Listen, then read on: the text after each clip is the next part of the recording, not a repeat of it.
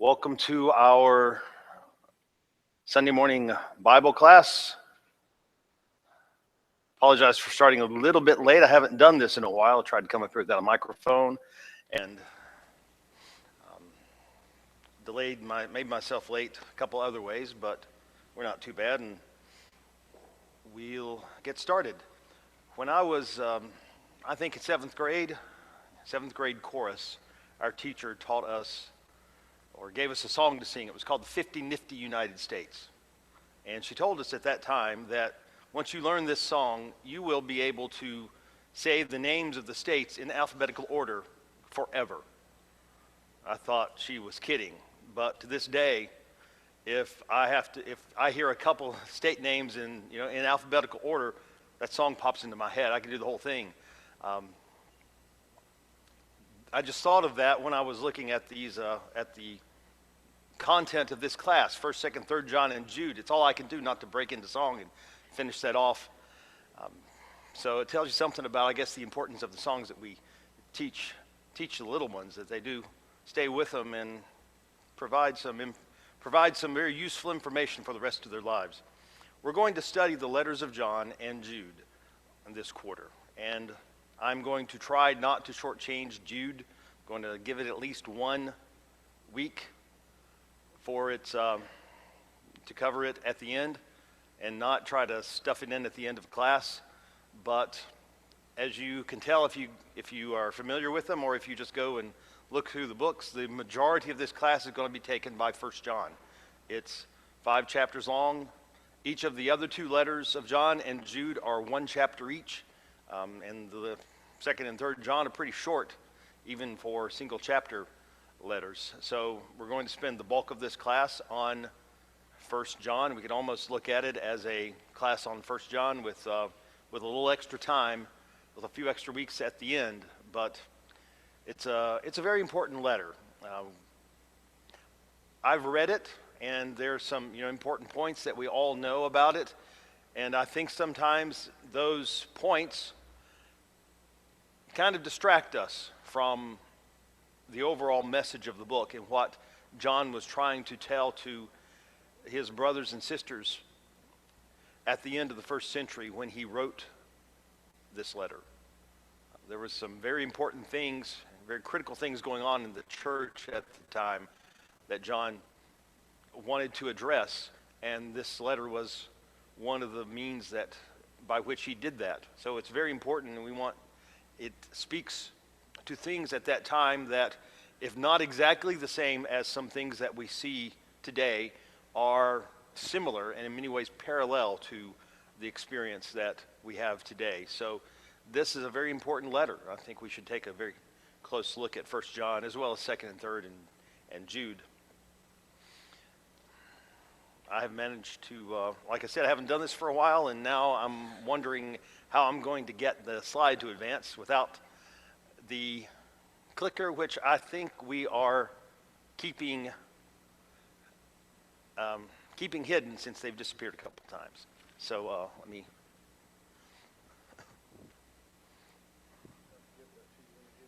Okay, thank you.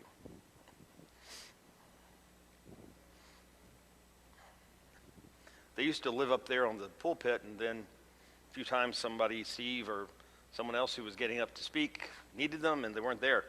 So now they don't stay there anymore. Anyway, first John, well, all the letters of John, really. Today I want to just introduce the letters of John, and especially 1st John. Next week we'll get into the body of it and actually talking about the writing and going through, beginning in 1st John chapter 1. There's a few questions I want to clear up, and frankly, I'm looking forward to next week because there was so much information to wade through in talking about the origin of the book and authorship and things like that, that it'll be a relief just to get into the text and talk about what John was saying. But first question that comes up is the author. Now, who actually wrote the book? As you can guess, there is a leading candidate, and that candidate has has been generally acknowledged as the author of that book for quite a long time, and that's John. The choices are either John or somebody else probably that we just don't know.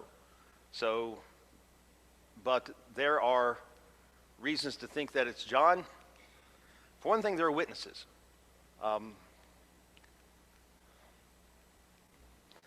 There are two men in particular who acknowledge John as the author of this book, Papias and Polycarp, and the reason that their witness is important is because they were students of John. Polycarp is the famous martyr, the man who, as an old man, was burned when he refused to deny his belief in Jesus Christ. Papias was also a student of John, and they both stated in their writings from fairly early in the 2nd century that John was the author of the letters. I think Guy Woods said that their testimony to that fact may have come within 20 years of the actual writing of the letters. If not 20 years, certainly a few decades. So, and they would have known, not just the fact that they could spot an imposter. They knew John's style, John's writing, his teaching well enough to tell if somebody was trying to imitate him, but there's just the fact that they knew John, and they knew if he wrote this book or not, and they probably just asked him, or he told them, I'm writing these letters, and they may have seen the original autographs of these letters, so they knew. Their testimony to that fact, therefore, is very powerful and very strong indication that it was actually written by John. They're the church fathers, the 2nd century so-called church fathers, the leaders of the church after the apostles, who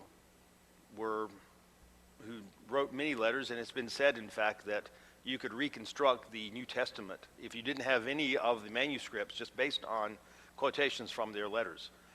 So they acknowledged almost universally that John was the author of the letters. And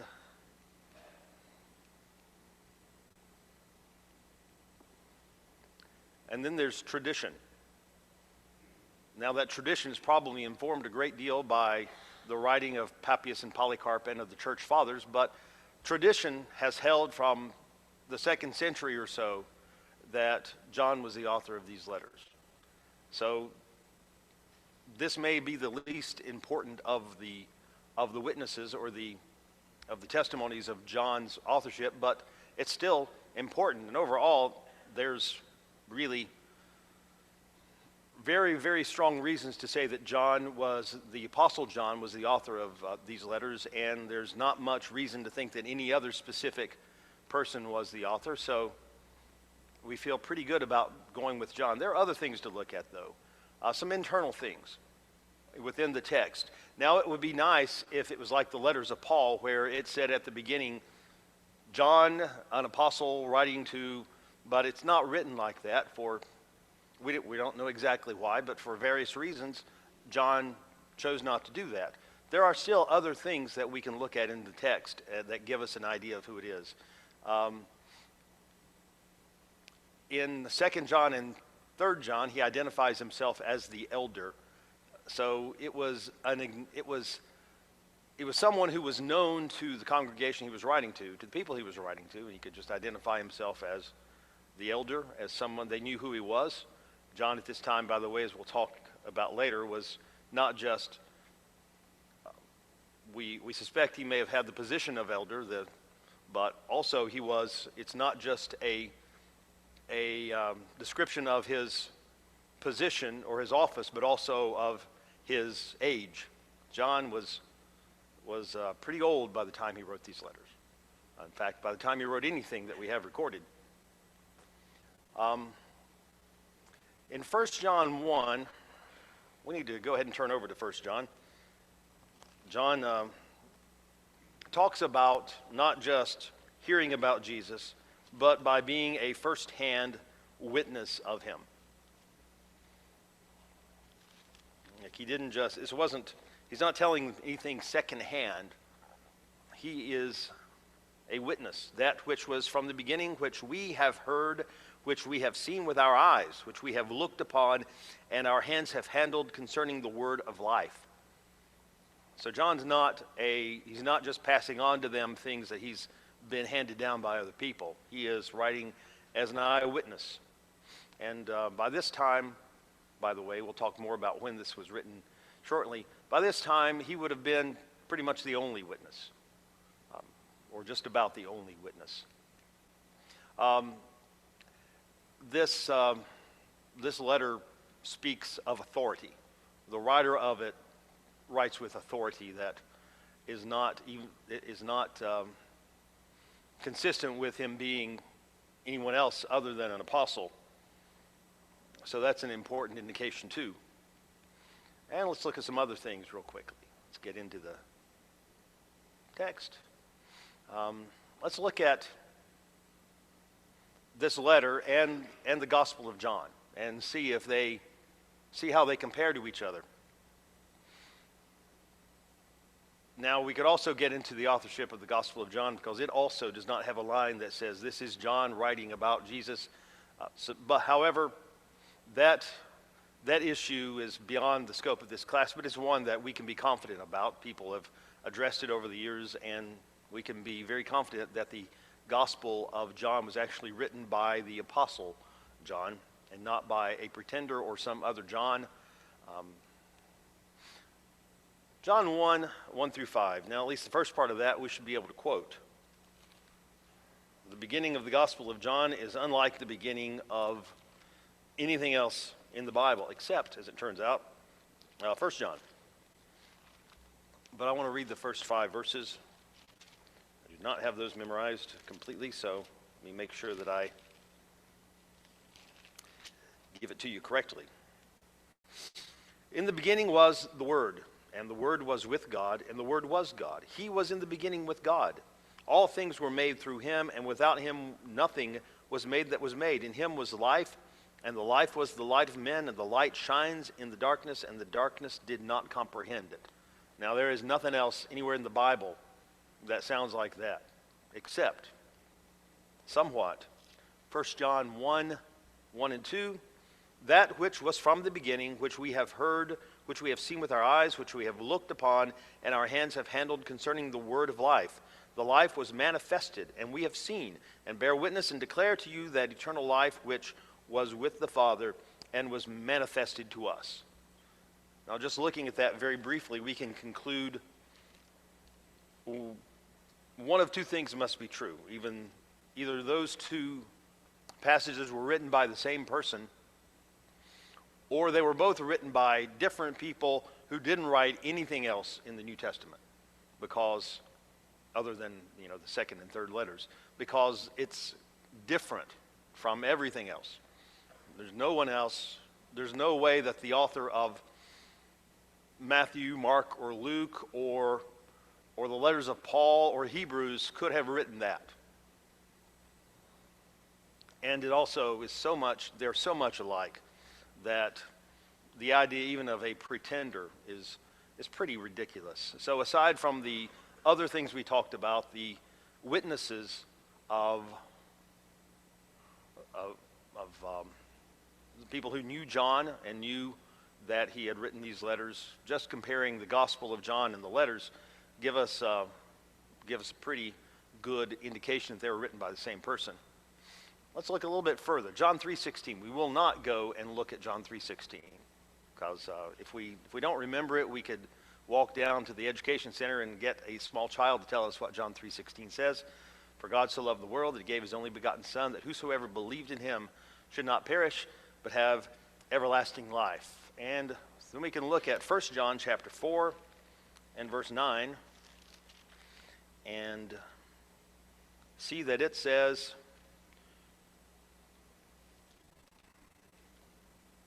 in this, the love of God was manifested toward us, that God has sent his only begotten Son into the world that we might live through him. And I've not done an exhaustive study of the words in the New Testament, but my understanding is these occasions, John, in the gospel and in his letters, is the only person to refer to Jesus as the only begotten Son. So clearly, It's not just a similarity in style, but of ideas, of what he is of his thinking and what he's trying to state. Let's see, we have one more. John 17:3.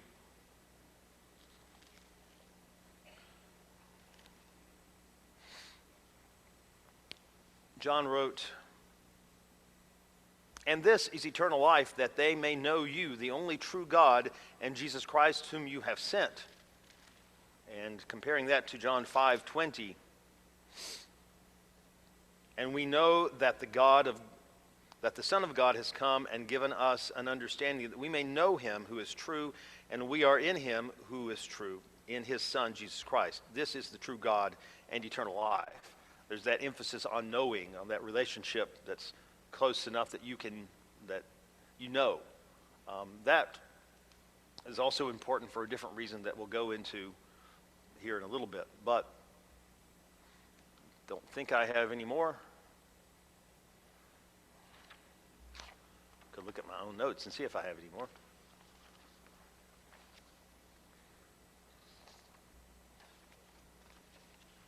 I was wondering why I only had 2 pages.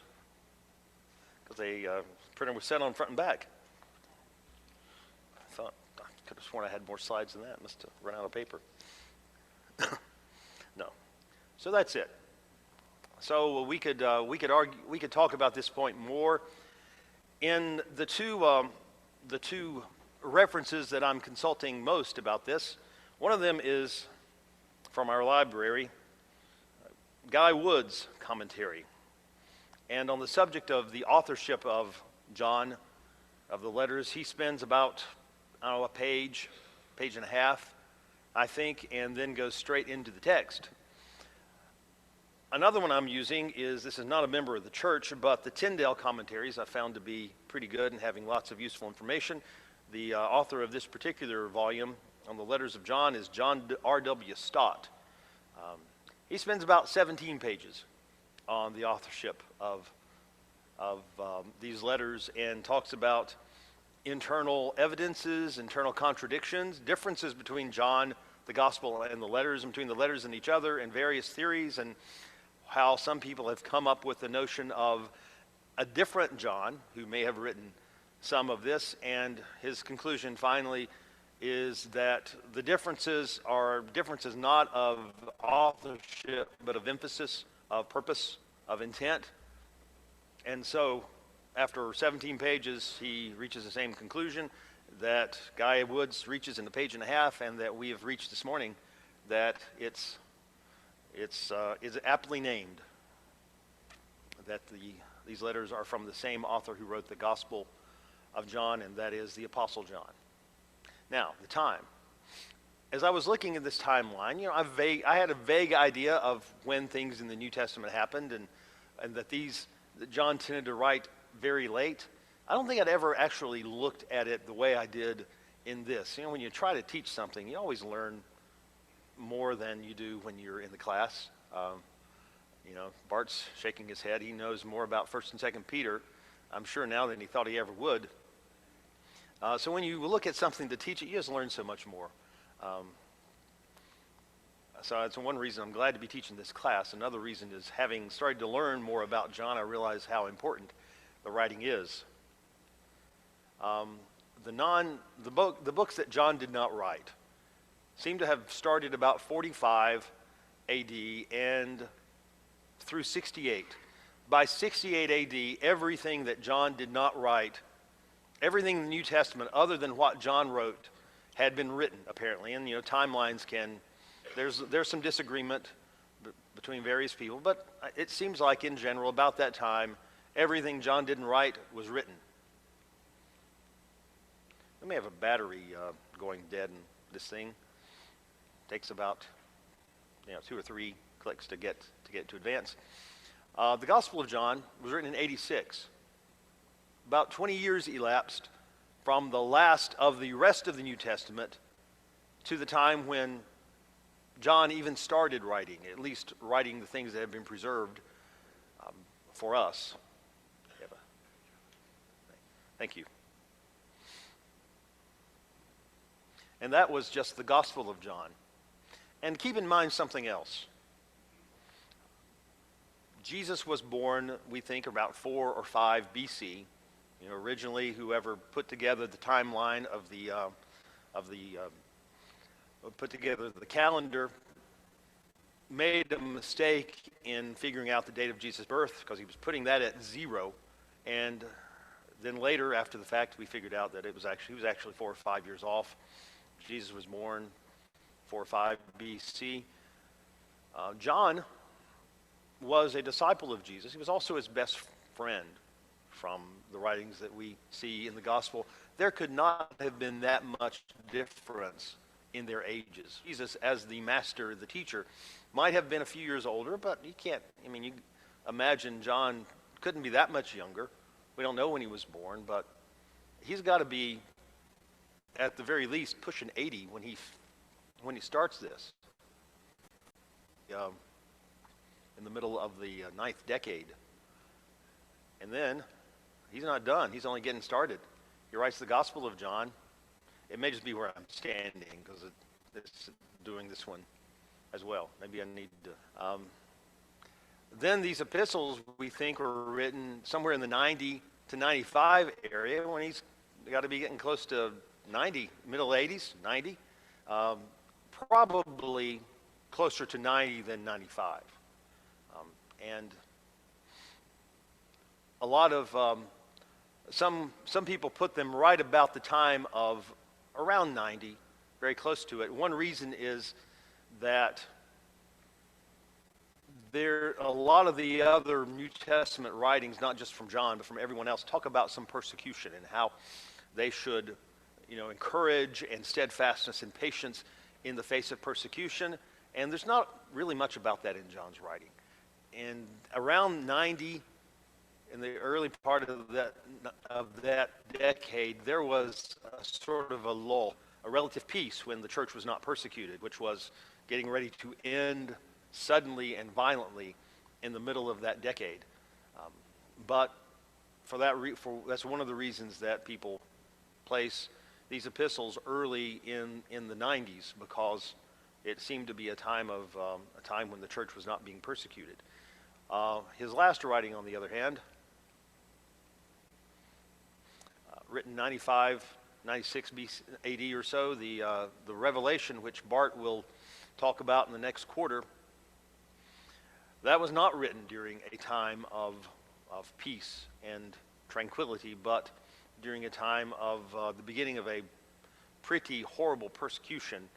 And that book is very much about steadfastness, patience, and courage in the face of persecution, and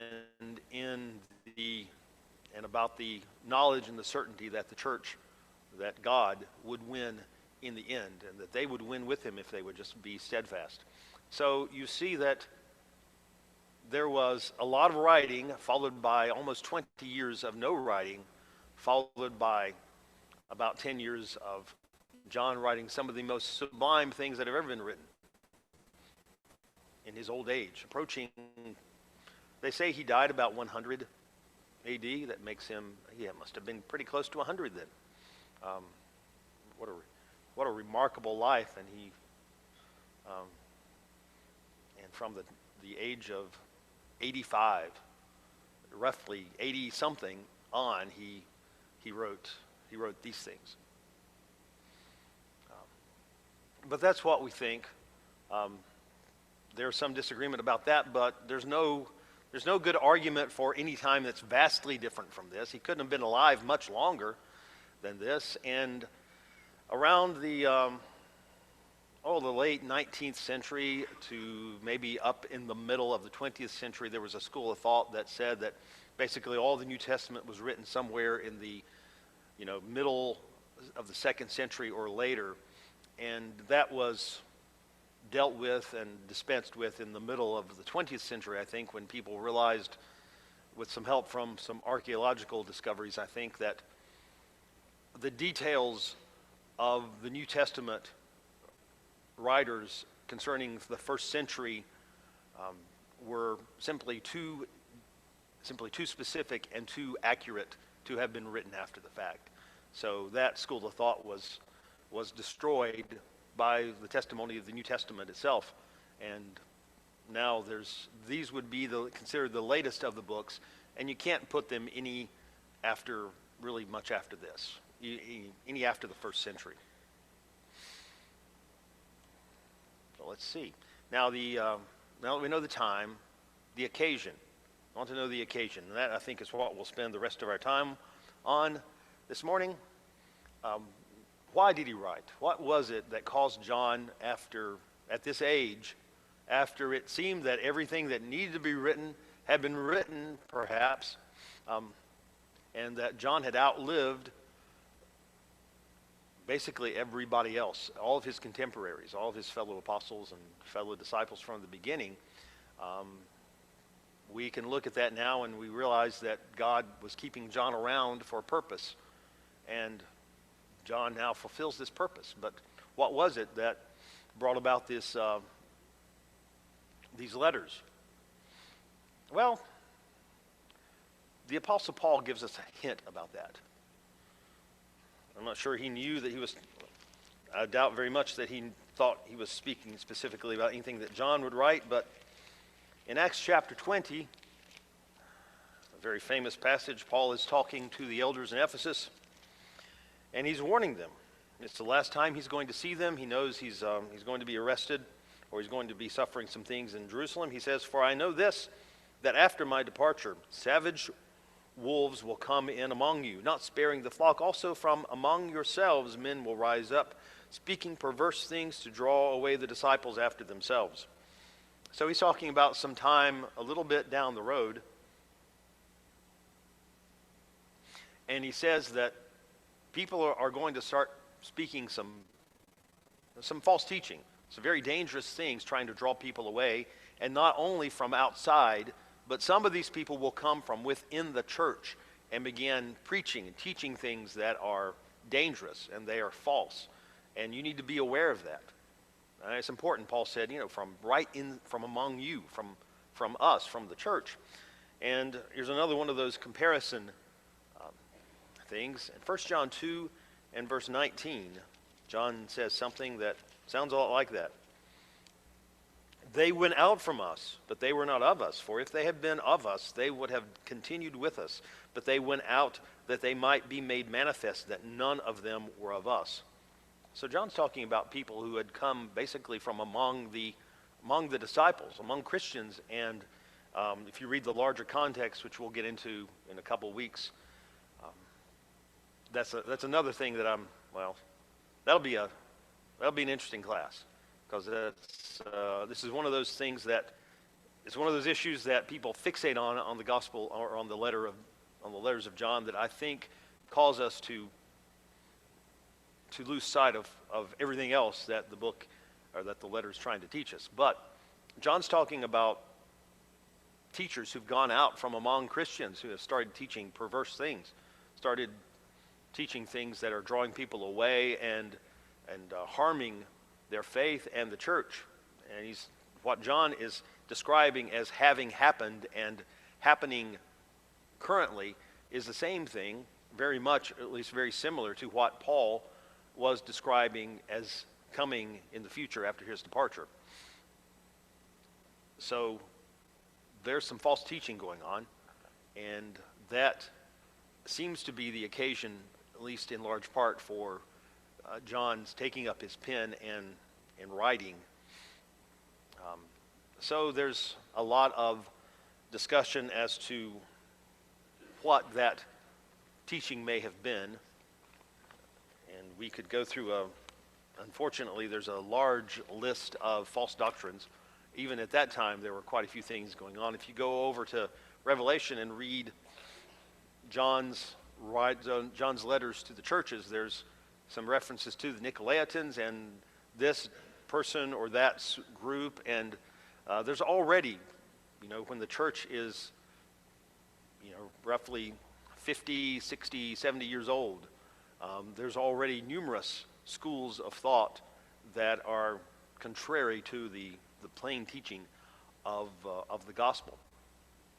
So there's a number of things that it could be. It seems like everybody zeroes in on Gnosticism. it could have been, there could have been more than this, but if we look at what Gnostics believed, then, and we compare that to what John, if you can imagine what a Gnostic would be teaching in the church, and then we look at what John is teaching about, we could easily see that as being a refutation of Gnosticism. It's sort of a little deductive reasoning, and we try to put on our Sherlock Holmes hats, and looking at the letters as the effect, we try to deduce the cause. And the cause, Gnosticism would fit the bill. It would explain the facts of what we see in the letters of John. So I want to give us a little bit of a overview of Gnosticism, and then we may talk about it a little more as we're going through the text, because it does explain a lot why John is talking about certain things, why he may be using certain words, and what the impact on the Christians of the first century was that he's trying to avert, or he's trying to ameliorate. From the Greek word gnosis, to know, or knowledge. And they believed that you reached this level of salvation through some kind of special knowledge, that you were granted this sort of, let me back up one there, that you were granted this kind of, it was like sort of a spiritual impartation of knowledge, and this raised you to a spiritual plane above everyone else. And this would be dangerous for a number of reasons. They held that matter was inherently evil. And this idea came from some Greek philosophy, which held that matter was not even created by God, but was, in fact, created by some lesser entity who was evil. And therefore, the spiritual and the physical just cannot mix together, or they are completely at odds, and they cannot be brought together toward any. They cannot be reconciled with each other. That spirit, good, and up here, matter, bad, evil, always evil, is completely incompatible with the spiritual, which caused some problems, you can imagine, with Christian doctrine, because how do you figure out Jesus? I mean, what's the biblical view of Jesus? God incarnate. That he is God, the ultimate spirit in the flesh, that is, in matter, in living, breathing matter. And this would be difficult to deal with if you believe that matter was evil, and that the spirit and the physical cannot even work together. They couldn't handle this, so they had a couple of different views. Basically, what we hold to be the biblical view of Jesus' nature is just impossible. It couldn't have happened that way. So, a couple of other options. One was that Jesus just seemed to be human, that he came down to us in the spiritual form, and to our eyes, even to hands, Jesus just seemed to be, it was all an illusion. I think this is called docetism, from the Greek word to seem. He just seemed to be in a physical form, but he wasn't. He was always spirit. Another version is that there was a person named Jesus who was a human being who was born and grew up and lived and was baptized by John, and at that time the Spirit, Christ, descended on him and more or less used him to do the physical things that he needed. And then when Jesus was put on the cross, the Spirit left him there to, and the suffering of Jesus was completely a physical human being and not experienced in any way by the deity. That is a rather difficult means of getting around the obvious contradictions of Gnosticism. And further, that created different views of salvation, because of course if this suffering of God in the flesh did not really occur, then salvation was not made possible by the suffering of Jesus, because it didn't really happen. Instead, you get this divine spark. A person who is saved, is elevated to the spiritual level, must be so through some divine impartation of knowledge, of the awareness of the spiritual realm. Now, I can't trace the roots of modern day Calvinistic predestination directly back to this, but on my mother's side of the family, there are some folks who are from that denomination, who have that, who follow that theology and preach it and teach it. And I've heard some of the things that they talk about. Salvation comes when you're praying and then you feel something, and people live their entire lives with all of their hope of salvation based upon the belief that when they were praying, they felt something. It sounds awfully familiar, and there are millions of people living all around us who need to understand the writings of John, because John talks about knowing. He doesn't talk about feeling or thinking something. He talks about how you know that you are saved. And that is something that John understood at the time people needed to know. Salvation came from something completely other than Jesus. Not connected to our actions then. I mean, the things that I do, if I go out and do help the poor or help my brothers or sacrifice myself in the cause of Christ, well, that is with my physical body. That is with the matter that I'm made of, and that is completely evil, so there's nothing good that I can do with it. So what I do cannot possibly affect my salvation. So that leads to a couple of different views of the body, of our physical actions. If the body is completely evil, then one group of people the ascetics held that we should deny the flesh. We should our only concern for the body is the bare minimum that we need to stay alive. But beyond that, we should deny everything. And I think that ultimately that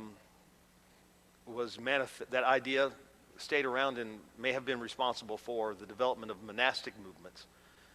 Then there's the other side, the absolute opposite, indulgence. If matter and the body are completely evil, then they can't really affect the spirit. The spirit can't be harmed by the flesh, so you can do whatever you want. It doesn't matter.